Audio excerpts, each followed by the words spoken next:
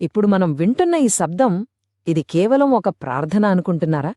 లేకపోతే మనసుని, మన ఆలోచనల్ని మార్చేయగల ఒక పురాతన టెక్నాలజీనా? పదండి, ఈరోజు మనం ఈ శబ్దశక్తి వెనుక దాగి ఉన్న అసలు సైన్స్ ఏంటో తెలుసుకుందాం. అసలు ఒకే పదాన్ని మళ్ళీ అనడం వల్ల అంత పెద్ద మార్పు ఎలా వస్తుంది? చాలా సింపుల్గా అనిపిస్తుంది కదా. కానీ ఈరోజు మనం ఈ జపం అనే ప్రక్రియని కేవలం ఒక భక్తి మార్గంగానే కాదు, మన మైండ్ని రీవైర్ చేయగల ఒక పవర్ఫుల్ టూల్గా చూద్దాం.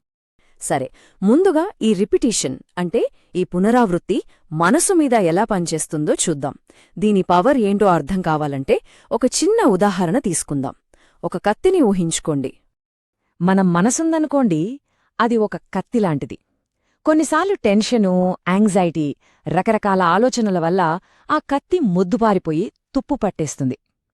మరి జపం చేయడమేంటో తెలుసా? ఆ తుప్పు పట్టిన కత్తిని ఒక సానరాయి మీద పెట్టి పదును పెట్టడం లాంటిది. మనం మంత్రాన్ని జపించిన ప్రతిసారీ ఆ సానరాయి మీద ఒకసారి రుద్దినట్టు. అలా కొద్ది కొద్దిగా ఆ తుప్పంతా పోయి మనసు మళ్లీ పదునుగా స్పష్టంగా తయారవుతుంది. సో దీనిబట్టి మనకు అర్థమయ్యేదేంటంటే, జపమంటే గుడ్డిగా ఏదో పదాన్ని 100 సార్లు చెప్పడం కాదు. అదొక ప్యూరిఫికేషన్ ప్రాసెస్, ఒక శుద్ధి ప్రక్రియ. మన లోపల ఉన్న మన బుద్ధి అనే ఆయుధాన్ని పదును పెట్టే ఒక టెక్నిక్ అనమాట. ఇదేదో మ్యాజిక్ కాదు, ఇట్స్ ప్యూర్ మెంటల్ కండిషనింగ్. దానికి కావాల్సిందల్లా కాస్త డిసిప్లిన్. అయితే అసలిది వర్క్ ఎలా అవుతుంది? సింపుల్. మంత్రం అనేది ఒక ఫోకల్ పాయింట్ లాంటిది. మనం దానిమీద దృష్టి పెట్టినప్పుడు ఆ మంత్రం యొక్క వైబ్రేషన్స్ మన చుట్టూ ఉన్న డిస్ట్రాక్షన్స్ని, మన మైండ్లో తిరిగే అనవసరమైన ఆలోచనల నాయిస్ని ఫిల్టర్ చేసేస్తాయి. అప్పుడు మిగిలేదేంటి? క్లారిటీ, మానసిక స్పష్టత. సరే, మనసుని పదును పెట్టడమనేది ఒక ఎత్తు. కాని ఈ మంత్రాలు ఎవరికి సంబంధించినవి? అంటే ఈ ప్రాక్టీస్ వెనుక ఉన్న దైవిక శక్తులేంటి? ఇప్పుడు ఆ విషయం చూద్దాం. ఇక్కడొక ఇంట్రెస్టింగ్ విషయమేంటంటే, మనం విన్న మంత్రాల్లో విష్ణువుకి సంబంధించినవి ఉన్నాయి, అలాగే శివుడికి సంబంధించినవి ఉన్నాయి. అంటే ఇక్కడ 2 వేర్వేరు శక్తుల్ని ఒకే లక్ష్యం కోసం ఆవాహన చేస్తున్నారు. ఈ రెండూ కలిసి ఎలా పనిచేస్తాయో చూడండి. విష్ణు మంత్రాలు ఒక రక్షణ కవచంలా ఉండి మన భయాల్ని పోగొడతాయి, మనకొక సేఫ్ స్పేస్ని క్రియేట్ చేస్తాయి.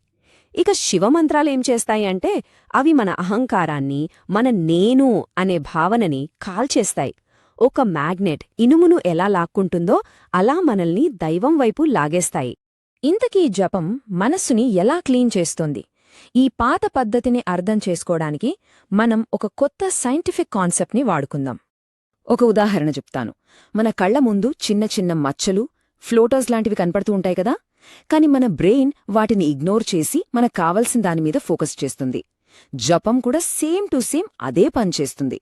మనస్సులో తిరిగే 100ల కొద్ది చెత్త ఆలోచనలను ఫిల్టర్ చేసి అసలైన మన స్వరూపం మీద, అంటే ఆత్మ మీద ఫోకస్ పెట్టేలా ట్రైనింగ్ ఇస్తుంది. ఈ ప్రాసెస్ని మనం 4 స్టెప్స్లో చూడొచ్చు. ఫస్ట్ స్టెప్, మనసు మొత్తం అహంకారం, కోరికలు, టెన్షన్లతో ఒక నాయిస్ లాగా ఉంటుంది. సెకండ్ స్టెప్, మంత్రాన్ని రిపీట్ చేయడం. ఇదొక ఫిల్టర్లా పనిచేస్తుంది. థర్డ్ స్టెప్, ఈ ఫిల్టర్ ఆ నెగటివ్ ఆలోచనలన్నింటినీ కరిగించేస్తుంది, వాటిని తినేస్తుంది. ఇక ఫైనల్ స్టెప్, ఆ నాయిస్ అంతా పోయాక మిగిలేదే క్లారిటీ. దాన్నే శాశ్వతమైన ఆనందస్థితి, నిత్యానందం అంటారు. ఓకే, మనసుని శుభ్రం చేసుకున్నాం, పదును పెట్టాం, అంతా బాగానే ఉంది. కాని ఫైనల్గా దీనివల్ల మనకు దొరికేదేంటి? అసలు ఈ ప్రాక్టీస్ యొక్క అసలు ఉద్దేశ్యం, దాని బెనిఫిట్స్ ఏంటో ఇప్పుడు చూద్దాం. దీనివల్ల ముఖ్యంగా 3 ప్రయోజనాలు కలుగుతాయి. మొట్టమొదటిది ప్రొటెక్షన్.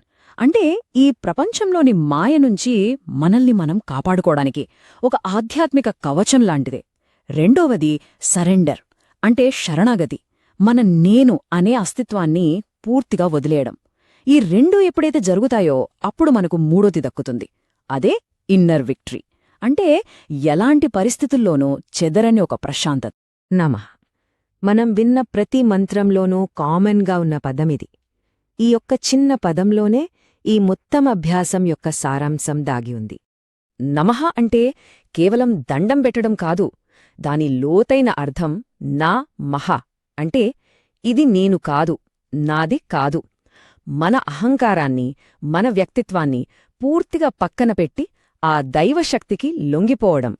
ఈ టోటల్ సరెండరుందే అదే ఈ ప్రాక్టీస్లోని అన్ని బెనిఫిట్స్ని అన్లాక్ చేసే ఫిజికల్ ఎక్సర్సైజ్ చేస్తే బాడీకి ఎలాగైతే స్ట్రెంగ్త్ వస్తుందో అలాగే రోజు క్రమం తప్పకుండా జపం చేయడం వల్ల మనసుకి ఒక రకమైన దృఢత్వం వస్తుంది. అలా కష్టపడి డిసిప్లిన్తో సంపాదించుకున్న ఆ ఇన్నర్ పీస్, ఆ విజయభావన అదిచ్చే ఫీలింగే వేరు. సరే, ఇంత కష్టపడి జపంతో మన మనసు అనే కత్తిని పదును పెట్టాం కదా, ఇప్పుడు చెప్పండి, ఆ పదునైన కత్తితో మనం మొట్టమొదటగా నరకాల్సింది, ఛేదించాల్సింది ఏ భ్రమ